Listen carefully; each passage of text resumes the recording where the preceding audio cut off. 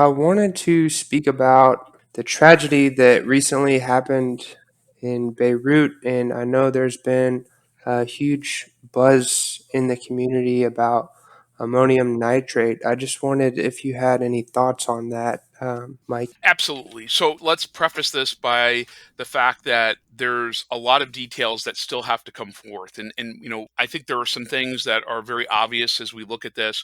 I am sure some of the details may change the view exactly of the scenario and how it played out. But and I'm going to call it frustrating part about this is ammonium nitrate has been involved in large loss incidents for more than 100 years. And the basic premise and causal factors that are involved have not changed, right? So basically, ammonium nitrate is classified as an oxidizer, which means when exposed to fire, it will accentuate the fire by essentially giving it more, and I'm using in quotation marks, oxygen, but more oxidant so that you can enhance combustion. So ammonium nitrate normally as a solid, which is oftentimes in prills or flakes as it's stored, is all by itself is fairly stable and you don't worry about it. It is when you expose it to heat or contamination and store it in large quantities, that piles that are put together, and a fire occurs.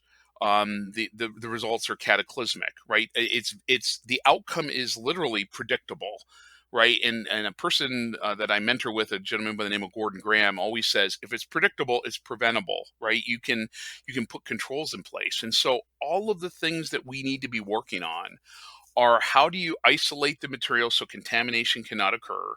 And if there's going to be a fire, ammonium nitrate is generally not going to be the start of the fire. It will be some other combustible commodity.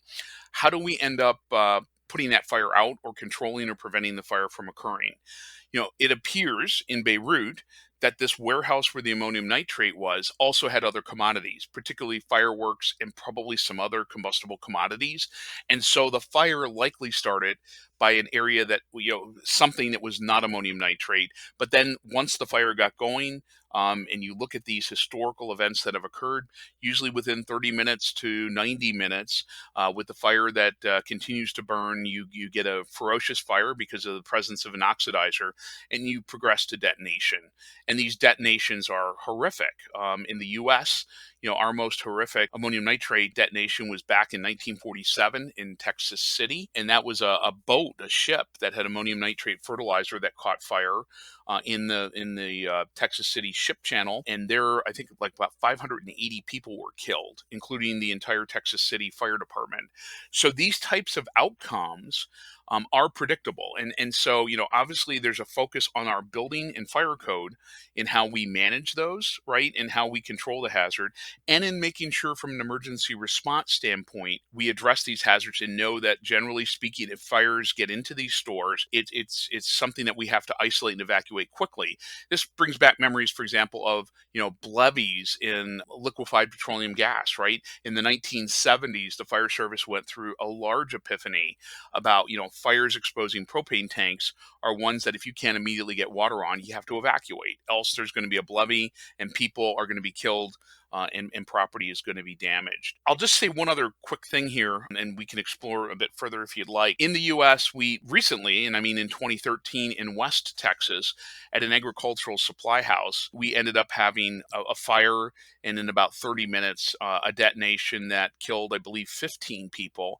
And the U.S. Chemical Safety Board has done a comprehensive investigation that you can go to the Chemical Safety Board website and bring that investigation down and look at it for free. I would encourage you to read that. The frustrating part about that is there were two items in that investigation that were highlighted, and one was what appears to be an oversight in the U.S. process safety management regulation was to not include ammonium nitrate as one of the chemicals covered by the standard.